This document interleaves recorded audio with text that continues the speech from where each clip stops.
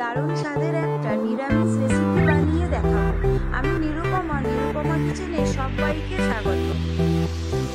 রেসিপিটা বানানোর জন্য আমাদের গাছে পাকা কলা নিয়ে নিলাম। কলাগুলো ছাড়িয়ে নেব। রেসিপিটা নিরামিষ দিনে একবার বাড়িতে বানিয়ে দেখতে পারেন। সব কলা আমার লাগবে না, আমি 5 পিস কলা এইভাবে খোসা ছাড়িয়ে নিলাম। সব কলাগুলো মাঝখান থেকে এইভাবে আমি পিস করে নিলাম। 2 থেকে 3 ঘন্টা মটরের ডাল ভিজিয়েছিলাম। ডালগুলো একটা পেস্ট বানিয়ে নেব। মিক্সচার জারের মধ্যে দিয়ে দিলাম। পেস্টটা দেখে নিশ্চয়ই বুঝতে পারছেন, খুব বেশি মিহি পেস্ট করতে হবে না। গ্যাসের ফ্লেমটা অন করে সাদা তেল দিয়ে দিলাম। লম্বা করে আলু কেটে রেখেছিলাম, আলুগুলো ধুয়ে দিয়ে দিলাম। এবারে আলুগুলো ভেজে নেব। দিয়ে দিলাম পরিমাণ মতো লবণ আর দিয়ে দিলাম পরিমাণ মতো হলুদ। হলুদ আর লবণ দিয়ে আলুগুলো ভালো করে ভেজে নিলাম। আলুগুলো ভাজা হয়ে গেছে, এবার নামিয়ে নিলাম। একটা মশলার পেস্ট বানিয়ে নেব।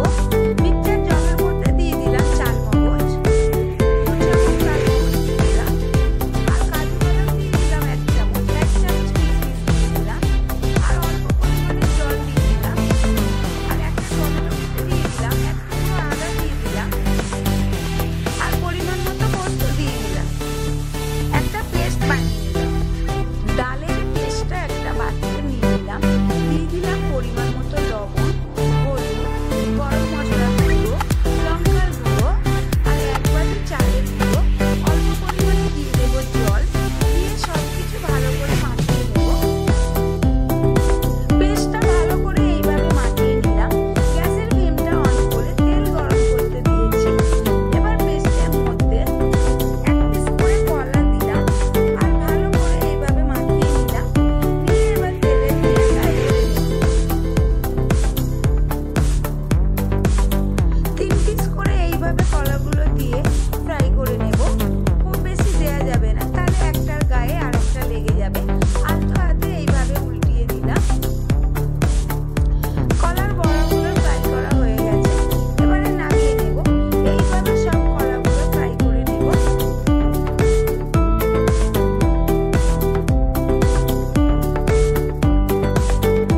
এবারে গ্রেভিটা বানিয়ে নেওয়ার জন্য আমি একই তেলের মধ্যে দিয়ে দিলাম গোটা গরম মশলা, একটা শুকনো লঙ্কা, 3টে কাঁচা লঙ্কা, একটা তেজপাতা আর পরিমাণ মতো কালো জিরে আর যে পেস্টটা বানিয়ে রেখেছিলাম পেস্টটা দিয়ে দিলাম।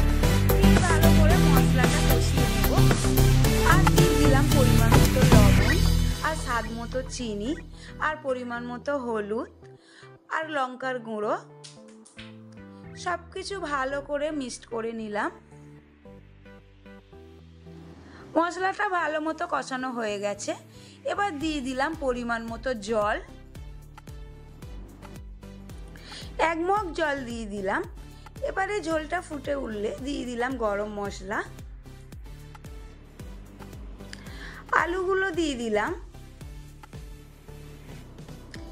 এবার ভেজে রাখা বড়াগুলো দিয়ে ভালো করে সবকিছু মিক্সড করে নিলাম। গ্রেভিটা ফুটে গেছে, ওপর দিয়ে কিছুটা পরিমাণ ধনেপাতা কুচানো ছড়িয়ে দিলাম আর কিছুটা নারকেল কুড়ানো ছড়িয়ে দিলাম। ঢাকা দিয়ে 2 থেকে 3 মিনিট ফুটিয়ে নিলাম। গ্রেভিটা রেডি হয়ে গেছে আর ওপর দিয়ে একটু ঘি আর একটু জিরের গুঁড়ো ছড়িয়ে দিলাম, দিয়ে নামিয়ে নিলাম। খুব সহজেই তৈরি হয়ে গেল আমাদের আজকের রেসিপি। আপনারা যদি ফেসবুক থেকে ভিডিওটা দেখে থাকেন ফেসবুক পেজটি ফলো করে দেবেন, আর যদি ইউটিউব থেকে দেখে থাকেন ইউটিউব চ্যানেলটি সাবস্ক্রাইব করে পাশে থাকা বেল আইকনটি অবশ্যই ক্লিক করে দেবেন, যাতে নিত্য নতুন রান্নার নোটিফিকেশান আপনাদের কাছে পৌঁছিয়ে যায়। ভালো থাকবেন, সুস্থ থাকবেন, ধন্যবাদ।